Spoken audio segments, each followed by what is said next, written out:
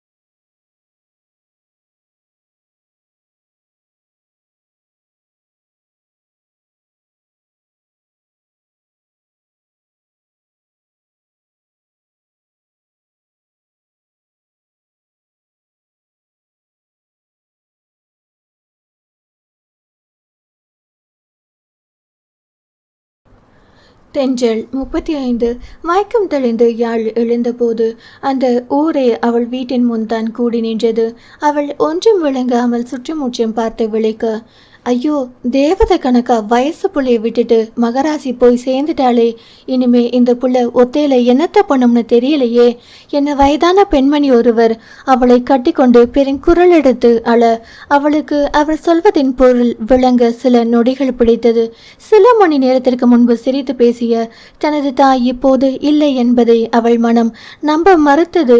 எல்லாம் கனவு போல் தோன்றியது. தடுமாற்றத்துடன் மெல்ல அடியெடுத்து வைத்து அவள் வாசலில் நுழைய, அதற்காகவே காத்திருந்தது போல ஒரு பெண்களின் கூட்டம் அவளை சூழ்ந்து கொண்டது.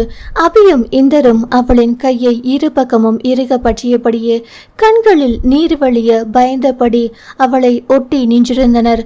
சாக வேண்டிய வயசுல நானெல்லாம் உசுரோட இருக்கும்போது இப்படி வயசு புள்ளைக்கு ஒத்த துணையா இருந்தவளை அந்த கடவுள் பறிச்சிட்டானே என ஒரு கிழவி அவளை கட்டி கொண்டு அழுதது.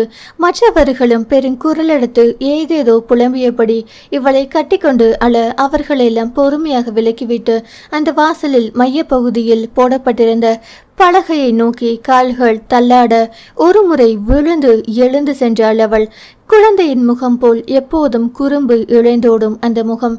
எத்தனை கவலைகள் பிரச்சனைகள் இருந்தாலும் தன் மகளுக்காக எப்போதும் ஒரு புன்னகையை பூசிக்கொள்ளும் அந்த முகம் இன்று பூசியிருந்த மஞ்சள் நிறத்தையும் மீறி நீல நிறம் பூத்து ஒளி மங்கி பொலி விழுந்து அந்த பலகையில் கிடத்தப்பட்டிருந்தது.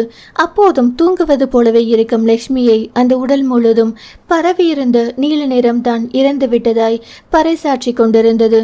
அவள் எழுந்து வருவதற்குள் குளிக்க வைத்து மற்ற முறைகளையும் செய்து லட்சுமியின் உடலை அந்த பலகையில் கிடத்தி இருந்தனர் மற்ற பெண்கள்.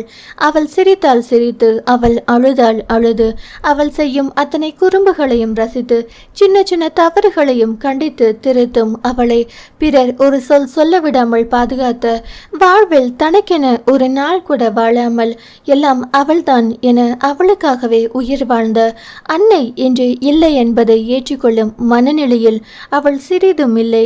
தன் கரங்களால் தாயின் முகம் வருடியவள் வேறு எதுவும் பேசாமல் அவரின் அருகிலேயே அமைதியாக அமர்ந்து கொண்டாள்.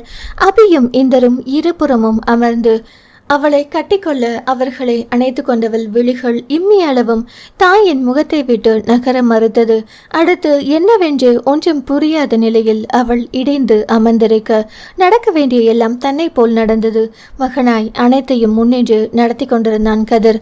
அவளை சுற்றியிருந்த அத்தனை பெண்களும் அழ, ஏன் கீதாவை நெஞ்சில் அடைத்து கொண்டு பெருங்குரல் எடுத்து ஒப்பாரி வைக்க யாழின் வெறித்த பார்வையில் சிறிதும் மாற்றமில்லை. அவளின் வெறித்த பார்வையில் மற்றவர்களுக்கு பயம் அதிகமாக. இவளிடம் அழ சொல்லி எவ்வளவோ கேட்டு பார்த்தனர். சித்தம் கலங்கியவளை போல் தன் தாயின் முகத்தை வெறித்து பார்த்து கொண்டிருந்தவளுக்கு அங்கு யார் இருக்கிறார்கள், என்ன நடக்கிறது என்று எதுவுமே கருத்தில் பதியவில்லை. இதற்கிடையில் பாரதி வேந்தனுக்கு எத்தனையோ முறை தகவல் சொல்ல முயன்றும் அங்கிருந்தவர்களால் முடியவில்லை.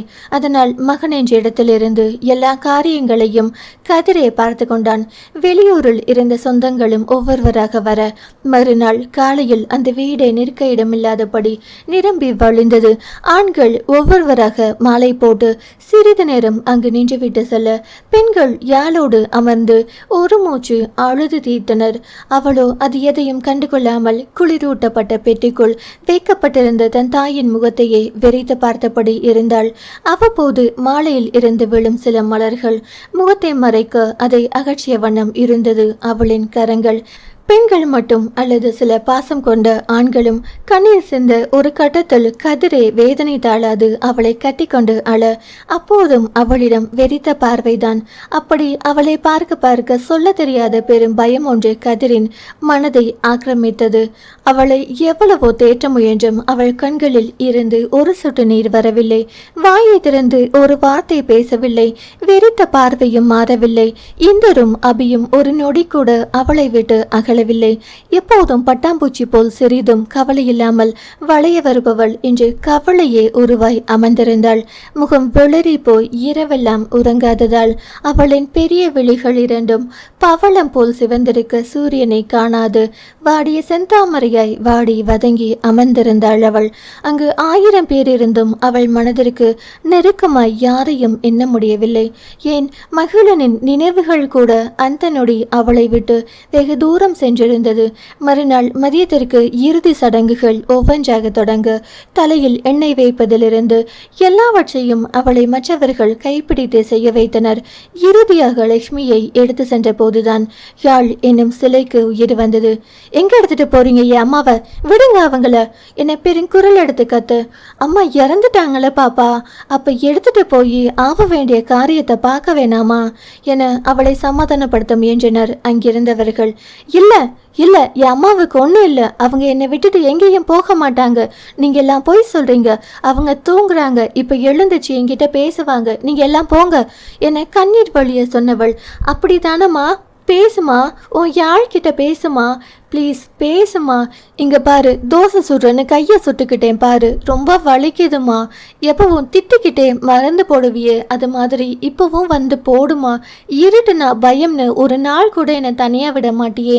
இனிமே நான் என்னம்மா பண்ணுவேன்? உன்னை தவிர எனக்கு எதுவுமே தெரியாதே. இப்படி என்னை அனாதையா விட்டுட்டு போக உனக்கு எப்படிமா மனசு வந்துச்சு? நீ இல்லாம நான் எப்படிமா இருப்பேன்? என்னையும் உன் கூடவே கூட்டிட்டு போயிடுமா, என்னையும் உன் கூடவே கூட்டிட்டு போமா என தாயை கொண்டு அவள் பெருங்குரல் எடுத்து கதறி அழ.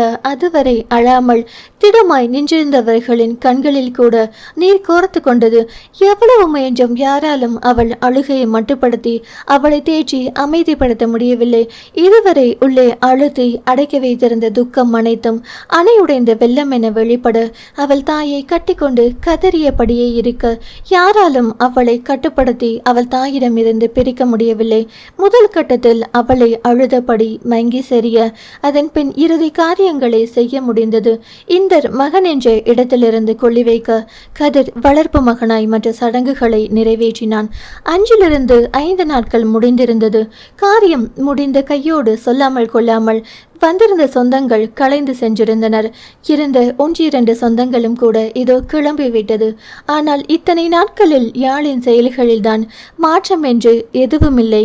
5 நாட்களாக ஊன் உறக்கம் என்று சுவற்றில் மாட்டப்பட்டிருந்த தனது தாயின் புகைப்படத்தையே வெறித்து பார்த்து கொண்டிருந்தாள் அவள். மற்றவர்களுக்கெல்லாம் லக்ஷ்மி இறந்தது ஒரு செய்தி, அவளுக்கு தானே அது வழி, அதுவும் உயிர் கொள்ளும் வழி.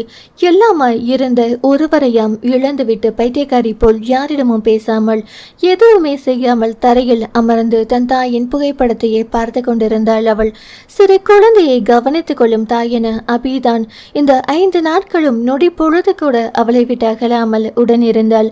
ஆனால் அவள் எவ்வளவு வற்புறுத்தியும் யாழ் சாப்பிட மறுத்துவிட்டாள்.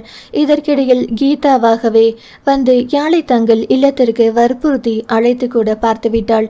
இருந்த இடத்தை விட்டு எம்மையும் நகரவில்லை அவள். கதிர் வெளி வெளியாக அலைந்து கொண்டிருந்ததால் அவனாலும் சரியாக யாழை கவனிக்க முடியவில்லை. எல்லா வேலைகளையும் முடித்துவிட்டு இன்றுதான் அவன் யாழ் வீட்டிற்கு வந்தான்.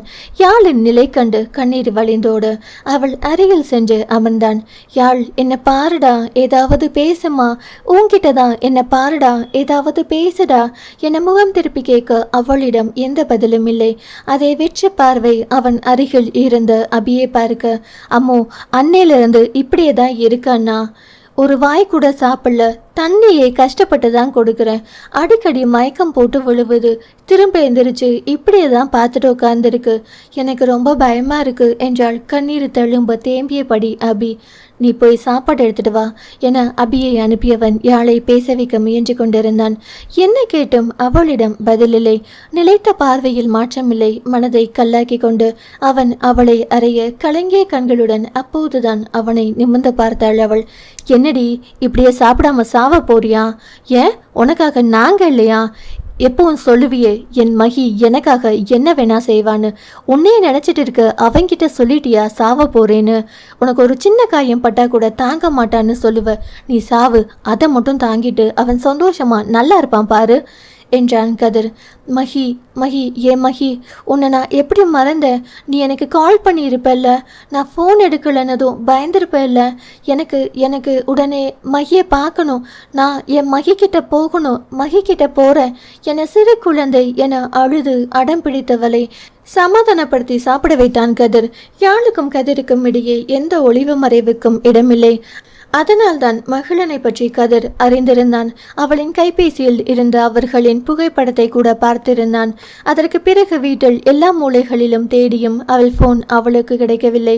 எப்போதும் மறக்காத அவன் எண்கள் என்று ஏனோ எவ்வளவு முயன்றும் அவள் நினைவிற்கு வரவில்லை. நாளை நேரிலேயே சென்று அவனை பார்க்கலாம் என சமாதானப்படுத்தி படுக்க வைத்தான் கதிர். அவனுக்கு ஒரு கைபேசி அழைப்பு வரவே அபியையும் இந்தரையும் பார்த்து கொள்ள சொல்லிவிட்டு கிளம்பிவிட்டான். அவன் சென்ற கொஞ்ச நேரத்தில் அங்கு வந்து கீதா, அவ இருந்தா இருக்கா இல்ல செத்தா சாவரா, உங்களுக்கு என்ன, வீட்டுக்கு வாங்க 2 பேரும் என அபியையும் இந்தரையும் அடித்து இழுத்து கொண்டு தங்கள் வீட்டுக்கு சென்று விட்டாள். யாழுக்கு அவளை தடுக்கும் அளவிற்கு உடம்பில் தெம்புமில்லை. ஏனோ தடுக்கவும் தோன்றவில்லை. ஒருவேளை நடக்கவிருக்கும் விபரீதம் அறிந்திருந்தால் தடுத்திருப்பாளோ என்னவோ. இரவு 11 மணி இருக்கும். யாழுக்கும் உறக்கம் வரவில்லை. கனி வருமா என்ன? தன் தாயின் புடவை ஒன்றை கட்டி அணைத்தபடி கண்ணீர் சிந்தி கொண்டிருந்தாள் அவள். ஏதோ பொருள் கீழே விழுந்து உடையும் சத்தம் கேட்கவே திரும்பி பார்த்தாள். கதவில் சாய்ந்து நின்றபடி அவளை பார்த்து சிரித்து கொண்டிருந்தான் ரகுநாதன். பாரதி வெளிநாட்டுக்கு வேலைக்கு சென்றிருந்ததால் அக்காவிற்கு துணையாக அவன் இங்கு வந்து ஆண்டுகள் சில ஆகிறது. அப்போதுதான் யாழுக்கு நினைவு வந்தது. கவலையில் வீட்டை உள்பக்கமாக பூட்ட மறந்துவிட்டது. அவள் பதறியபடி எழுந்து அமர அவளின் பக்கத்தில் வந்தவன் அவள் முன் நெற்றியில் விழுந்த முடியை ஒதுக்கினான். அவள் அவன் கையை தட்டிவிட்டு அவனை முறைக்க மூக்கை துளைத்து விடும் அளவிற்கு இருந்தது அவன் மீது வீசிய சாராய நெடி. குடலே வெளியில் வந்துவிடும்படி அப்படி ஒரு நாற்றம். மாமாவை பார்த்து எதுக்கு கண்ணே இப்ப பயப்படுற என அவள் தோள்களில் கை வைக்க வேகமாக தட்டிவிட்டாள் அவள். குடிச்சா புத்தி பெசகி போயிடுமா என்ன? பொண்டாட்டிக்கும் பொண்ணுக்கும் வித்தியாசம் தெரியாதா? நான் உங்க பொண்ணு மாதிரி எந்த பண்றீங்க என அவனை தீ பார்வை பார்த்தாள் அவள். நீ என் பொண்ணு மாதிரின்னு நான் எப்படி உன்கிட்ட சொன்னேன் என்றபடி அவன் அவள் தாவணியை பிடித்தெழுக்க தன் பலம் மொத்தத்தையும் திரட்டி ஓங்கி ஒரு அறை விட்டாள் யாழ். அவன் அதிகம் குடித்திருந்ததால் நிலை தடுமாறி அருகில் இருந்து கட்டிலை பிடித்து கொண்டான். தூ ஈத்தர நாய, என் உயிர் இருக்கிற வரைக்கும் இது நடக்காது என தப்பிக்க எதுவும் வழி இருக்கிறதா என கண்களால் சுற்றமுற்றும் தேடினாள் அவள்.